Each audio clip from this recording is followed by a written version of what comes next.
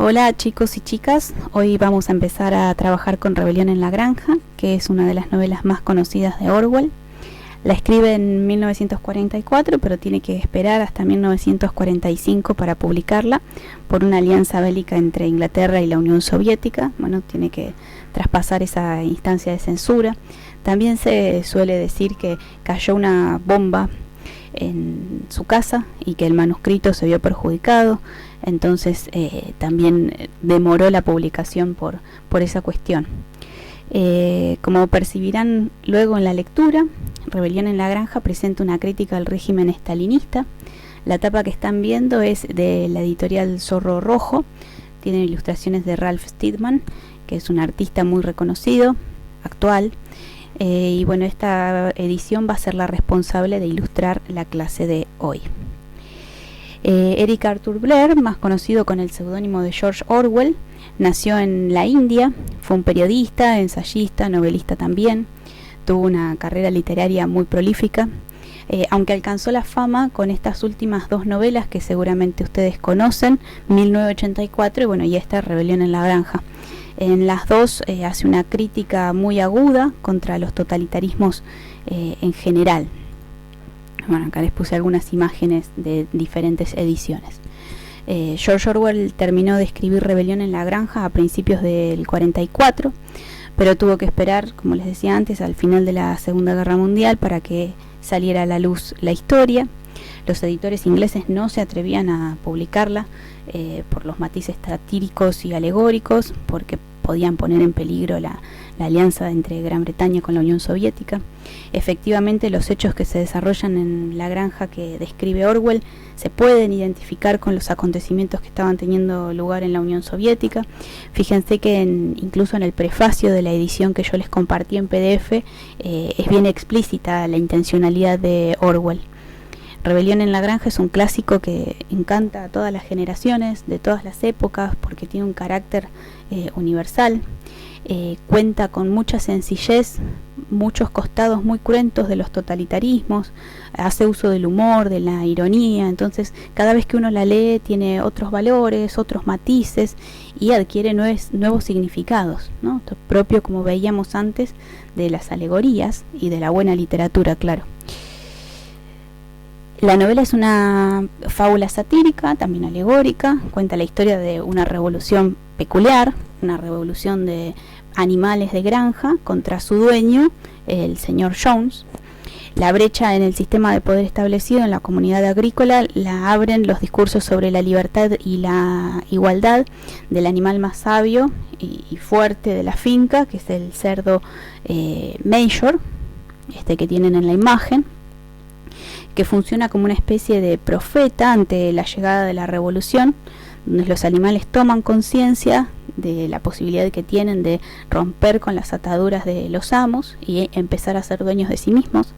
Esta rebelión no tarda en manifestarse, basta con que el dueño un día se olvide de darles de comer para que los animales, dirigidos por dos cerdos principalmente, Snowball y Napoleón, se levanten y enfrenten al granjero y lo expulsen de su propiedad. Acá Snowball está representado en el cerdo rosadito y Napoleón en el oscuro, como un berraco mucho más fuerte y bestial.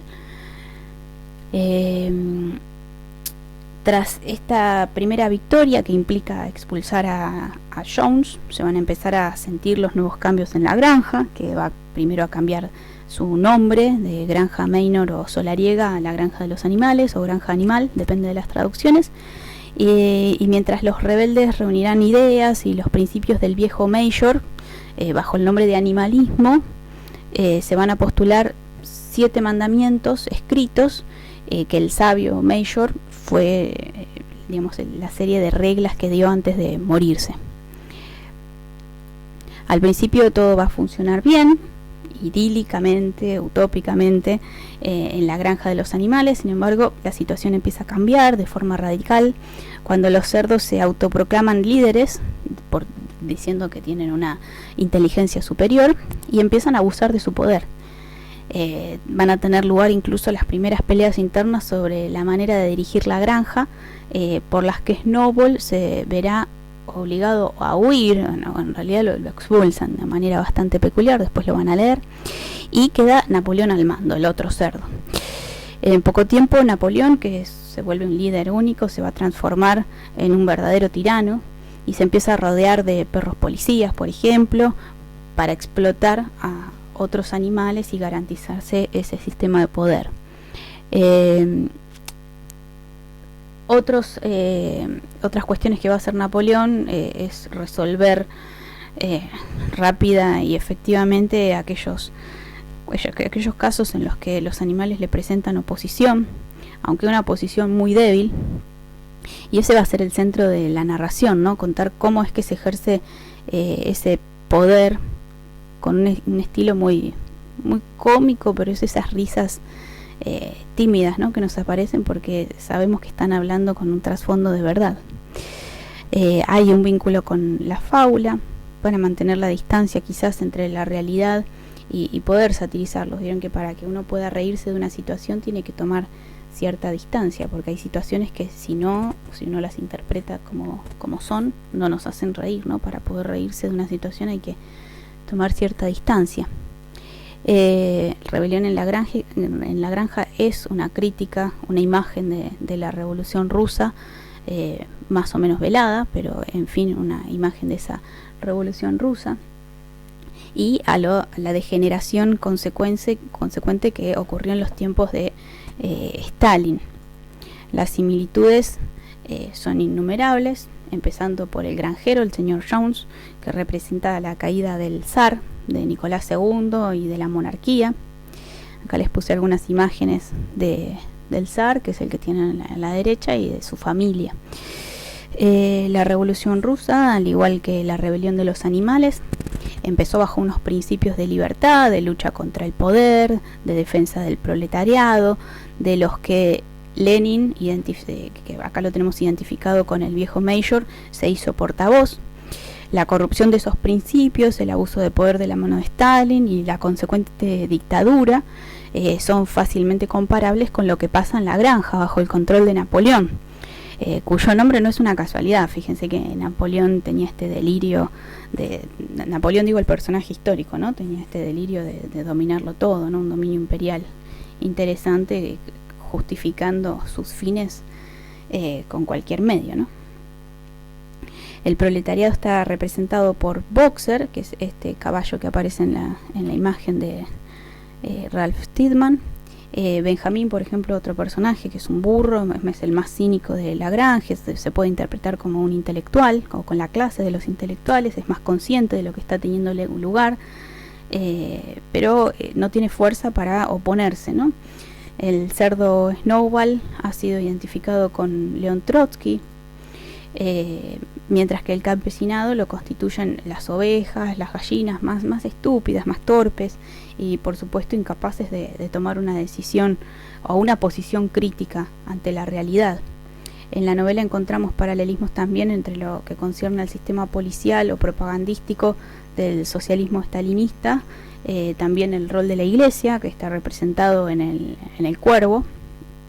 Fíjense que es un personaje bastante interesante el Cuervo, que va a aparecer y desaparecer con una posición ciertamente servil, más acomodaticia. Presten atención a ese personaje cuando lean. Los perros, el joven cerdo Squealer, también son fundamentales en la estructura de poder de Napoleón, sobre todo como personajes que justifican sus abusos, justifican su comportamiento, se ocupan de trabajar también con el tema de la memoria de los otros animales, y por supuesto de justificar todo lo que hace la casta de privilegiados de los cerdos, ¿no es cierto? Que ciertamente van a empezar a adquirir comportamientos que no les son propios, ¿no? Y que contradicen totalmente aquellos ideales que había planteado Major al principio. Al presentarse como una alegoría, esta novela no se limita a ser una crítica de la degeneración y la corrupción del socialismo ruso, sino que se erige como un portavoz de un mensaje de carácter mucho más abierto, más universal. Por eso es que predominan muchísimos los símbolos que condenarían cualquier sociedad totalitaria, ¿no? Cualquier abuso de poder, cualquier degeneración del igualitarismo, ¿no? La novela está plagada de símbolos, tiene un carácter fuertemente simbólico, sobre todo en lo que refiere a banderas y a sostenimiento del poder, pero símbolos mal entendidos. Recuerden estas afirmaciones cuando también atraviesen la lectura. Con esta novela Orwell muestra claramente cómo aquellos que se presentan como salvadores en principio pueden fácilmente convertirse en tiranos y dictadores de la peor especie. Esta degeneración, esta perversión del concepto de poder es lo que atraviesa toda la obra, ¿no? Por eso también elegí la novela como parte de estas alegorías del poder político que venimos trabajando. La avaricia, la violencia, la traición, la discriminación, las limitaciones de las libertades de los individuos son también temas que están presentes y todas son también consecuencias del mal manejo del poder que se concentra en una sola persona. El progresivo declive de la granja de los animales termina en el momento en que los cerdos se empiezan a visualizar como humanizantes, ¿no? Como cerdos que están humanizados. Ralph Steadman en las ilustraciones es muy claro, ¿no? Como verán, no me interesa que repitan el argumento, eso se los cuento yo, o lo encuentran entre ustedes, o lo encuentran en cualquier cueva de internet. Lo que yo busco es que vayamos un poco más allá, por eso hice este comentario no muy exhaustivo, general del argumento. Les pido que de aquí en más hagan una lectura muy atenta a las particularidades, los comportamientos de los personajes, no solo en la clave alegórica que Orwell propone, esta del totalitarismo ruso, sino también en función de este valor universal que antes les presentaba. Les voy a dejar algunas consignas, si no entienden alguna cuestión me avisan. Yo mientras voy a ir leyendo los trabajos que entreguen sobre la fiesta del monstruo. Lo que les voy a pedir es que para el martes próximo ustedes hagan la lectura de la novela de Rebelión en la Granja, que hagan una lectura, como les decía, general, pero también a partir de la elección de un tema, de un listado de temas que les voy a dar. Eso se los voy a explicar por escrito, así no hay tantas dudas. Bueno, nada más por hoy. Espero que pasen un buen fin de semana, cuídense, sean responsables con la salud pública. Sé que muchos de ustedes se erigen como defensores de la salud pública en otros aspectos, así que acá más que nunca hay que cuidarse, mucha responsabilidad, no se aburran, siempre hay algo para hacer, para leer, para ver, elijan muy bien qué van a leer, qué van a ver. Les mando un abrazo con mucho alcohol en gel y bueno, nos mantenemos en contacto a través de la plataforma.